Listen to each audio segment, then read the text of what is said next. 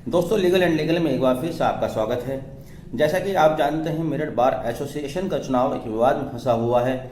अभी 3 जनवरी को बार council of Uttar Pradesh की तरफ से या इलाहाबाद से कहें एक ऑब्जर्वेशन कमेटी आई थी। 3 सदस्य की ऑब्जर्वेशन कमेटी ने अपनी रिपोर्ट दे दी है। ये रिपोर्ट अभी इन्होंने हाल ही में 2 दिन पहले दी है। उन्होंने अपने ऑब्जर्वेशन में जो भी पाया उसी के आधार पर उनका मत है कि मेरठ बार एसोसिएशन के चुनाव दोबारा होने चाहिए। यह निर्णय बहुत ही अप्रत्याशित है, क्योंकि दोबारा चुनाव होने का निर्णय बहुत विपरीत परिस्थितियों में आता है और मैं समझता हूँ ऐसी परिस्थितियाँ यहाँ पर उत्पन्न नहीं हुई थी। क्योंकि अगर यहाँ देखा जाए तो एक अजीब सी स्थिति देखने में सामने आई। करीब करीब सभी उम्मीदवारों ने, चाहे वो किसी भी पैनल से थे, किसी भी ग्रुप से थे, पक्ष के थे, विपक्ष थे, सभी उम्मीदवारों ने कहा कि चुनाव में धांधली हुई है। उनमें से कुछ ने कहा कि रिकाउंटिंग होनी चाहिए, कुछ ने कहा रीपोलिंग होनी चाहिए। तब कम से कम ऑब्जर्वेशन कमेटी को एक क्वेश्चन पुटअप करना था, एक सवाल यहाँ पर पैदा होता है, सवाल खड़ा होता है। सवाल इन्हीं लोगों से करना चाहिए था, प्रत्याशियों से, कि भाई अगर सभी एक राय होगा, इन सबको एक टेबल पर बिठाना चाहिए था। एक साथ इन सबको एक टेबल पर बिठाना चाहिए था। इनसे कहना चाहिए था कि जब सभी लोग ये कह रहे हैं कि चुनाव में धांधली हुई है, चुनाव में गड़बड़ी हुई है, चुनाव में बेईमानी हुई है, तो कम से कम ये तो बताएं कि जो चुनाव समिति आपके चुनाव कराती है वो किसके लिए बेईमानी कर रही थी। यहाँ सवाल बहुत सारे खड़े होते हैं।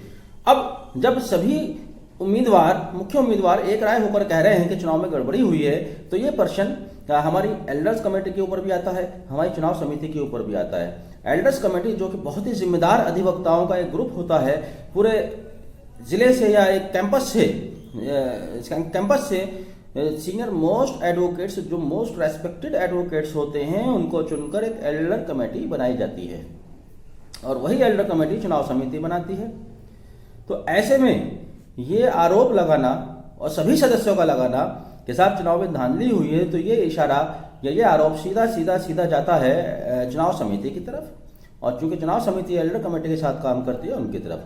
अभी तक ना तो चुनाव समिति का कोई स्टेटमेंट सामने आ रहा है, ना ही एल्डर कमेटी का कोई चुनाव स्टेटमेंट सामने आ रहा है। ये स्थिति बड़ी अजीब सी स्थिति पैदा हो गई है। पहले वीडियो में भी मैंने जैसे कि कहा था कि ऑब्जर्वेशन कमेटी आएगी, वो अपना ऑब्जर्वेशन देगी। उन्होंने अपना ऑब्जर्वेशन दे दिया, लेकिन जब आप एल्डर कमेटी की बात नहीं मान रहे, जब आप चुनाव समिति की बात नहीं मान रहे, अब ये एल्डर कमेटी ने ऑब्जर्वेशन कमेटी ने जो अपना ऑब्जर्वेशन दिया है, अपनी रिपोर्ट फाइल की है, क्या इस पर सब लोग सहमत हो जाएंगे? ये भी एक प्रश्न है और इसका उत्तर भी यही है कि मुझे नहीं लगता कि सब लोग इस पर सहमत होंगे। अब जो लोग सहमत नहीं होंगे उनके लिए आगे के दरवाजे खुले हुए हैं, वो हाईकोर्ट जा सकते हैं। मान लीजिए हाईकोर्ट से कोई भी जजमेंट आता है, किसी एक ही पक्ष में आएगा, बाकी के तो विपक्ष में आएगा, तो क्या जिनके विपक्ष में जजमेंट आता है वो हाईकोर्ट के जजमेंट को मान लेंगे? उनके लिए भी फिर आगे रास्ता खुला हुआ है, वो सुप्रीम कोर्ट जाएंगे। और मुझे लगता है कि इसी प्रक्रिया में पूरा साल इसी तरह से निकल जाएगा। फिर बेहतर रास्ता क्या था? बेहतर रास्ता यही था कि ये आपके कैंपस का चुनाव था, एक घर का चुनाव था, जो कि हर साल आता है। जिस तरह से स्कूल कॉलेजों में वार्षिक क्रीड़ा होती है, इसी तरह से इसको एक क्रीड़ा की भांति लेना चाहिए था। 10-11 महीने बाद दोबारा चुनाव आ जाते हैं। चुनाव लड़ने पर, ना लड़ने पर कोई रेस्ट्रिक्शन नहीं है, कोई शर्तें नहीं है, दोबारा चुनाव लड़ सकते थे, अगले साल ट्राई कर सकते थे। लेकिन इस तरह का जो ये एक विवाद पैदा हुआ है, इसने गलत परंपरा को जन्म दिया है। सवाल बहुत सारे हैं। ऑब्जर्वेशन कमेटी किस नियम, किस कानून के तहत आई? उसने किस नियम, किस कानून के तहत अपनी रिपोर्ट सबमिट की? क्योंकि अगर बार काउंसिल ने कोई ऑब्जर्वेशन कमेटी अपॉइंट की है तो उसको वो शक्तियां कहाँ से मिली हैं? क्या बार council of Uttar Pradesh local bar association के चुनाव में हस्तक्षेप कर सकती है? अगर आप बार काउंसिल ऑफ उत्तर प्रदेश की वेबसाइट पर जाएंगे, वहाँ पर आप इसके फंक्शन देखिएगा।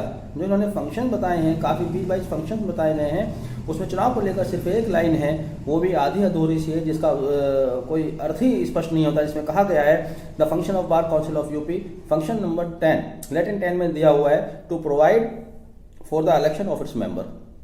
अब आप इसके क्या मायने निकालेंगे? किस मेंबर्स की बात कर रहे हैं? ये मेंबर तो व्यक्तिगत तौर से हर अधिवक्ता बार काउंसिल ऑफ यूपी का मेंबर होता है। क्या बार एसोसिएशन भी उनकी मेंबर है, उनके लिए कह रहा है? क्या वो अधिवक्ताओं के लिए कह रहा है? फिर टू प्रोवाइड, क्या प्रोवाइड करना चाहता है? To provide for the election of its member, ये दिया हुआ है फंक्शन नंबर 10। और खंगाली इनकी वेबसाइट और इनके रूल्स पढ़ लीजिएगा। अगर आप और ढूंढेंगे तो इसमें बार council of UP considered under section 3 of advocate act 1961 ये एक स्टैट्यूटरी बॉडी है, पहले ही बताया था, जिसका गठन एडवोकेट एक्ट 1961 की धारा 3 के अंतर्गत हुआ है। अब ये स्टैट्यूटरी बॉडी अपनी स्टैट्यूटरी ड्यूटीज बताती है। ड्यूटीज भी देख लीजिएगा, ड्यूटीज भी इसने 4 ड्यूटीज बताई है, वहां भी इलेक्शन का कोई जिक्र नहीं है। Number 1, enrolment of law graduates as advocate. सही बात है, सबसे पहला काम बार काउंसिल का आता है कि जब कोई बच्चा वकालत की पढ़ाई करके आता है तब वो उसको एज एन एडवोकेट रजिस्टर्ड करते हैं। दूसरा, regulating legal practice of advocate, advocates की प्रैक्टिस को रेगुलेट करता है। तीसरा, अब अगर कोई एडवोकेट प्रैक्टिस में कहीं कोई गड़बड़ी करता है तब उसको भी सुधारने की उसकी ड्यूटी है। Initiating action against erring advocate, ये 3 स्टैट्यूटरी ड्यूटीज। चौथा, taking up welfare activities for the benefit of advocates, accident compensation, death compensation, insurance या दूसरे और वेलफेयर की स्कीम्स हैं वो चलाना, ये सारी बातें समझ में आती हैं। मैंने आपको बताया अगर आप बार काउंसिल ऑफ यूपी के फंक्शन देखते हैं तो फंक्शन में कहीं उसका कोई क्लियर कट ऐसा नहीं है कि वो इलेक्शन कराएगी या इलेक्शन कराने वाली बॉडी है या इलेक्शन को ऑब्जर्व करेगी।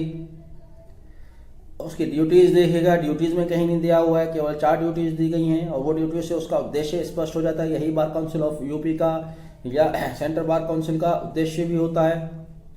ऐसे में ये सवाल कि साहब ये ऑब्जर्वेशन कमेटी किसने गठित की, क्यों गठित की, किस कानून के तहत गठन हुआ। हमारी एसोसिएशन जैसे हमने बताया registrar of state end funds societies act के तहत रजिस्टर्ड है।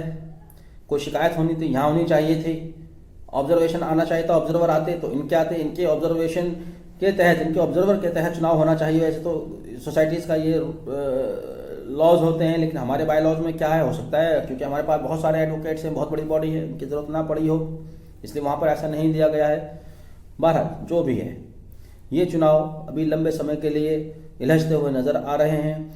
अब भी समय है, अगर हम अपनी बार की गरिमा को, अपने चुनाव को, अपने एल्डर कमेटी की गरिमा को, अपनी चुनाव समिति की गरिमा को बचाना चाहते हैं, तब बैठकर एक टेबल पर आकर बात करें। रीकाउंटिंग हो सकती है, लेकिन रीपोलिंग होना सवाल यही कि अगर वो बेईमानी कर रहे हैं तो किसके लिए कर रहे हैं, कोई ये भी तो बताए, इसका जवाब दें तब आप आगे जाएं। मैं उम्मीद करता हूं कि न्यायालय से अलग शायद आपस में बैठकर इस मसले का हल हो जाए और रीकाउंटिंग अगर हो जाए तो 1 या 2 दिन में ये मसला सुलझ सकता है। वीडियो को आप तक देखने के लिए बहुत बहुत धन्यवाद। Thank you, have a nice day.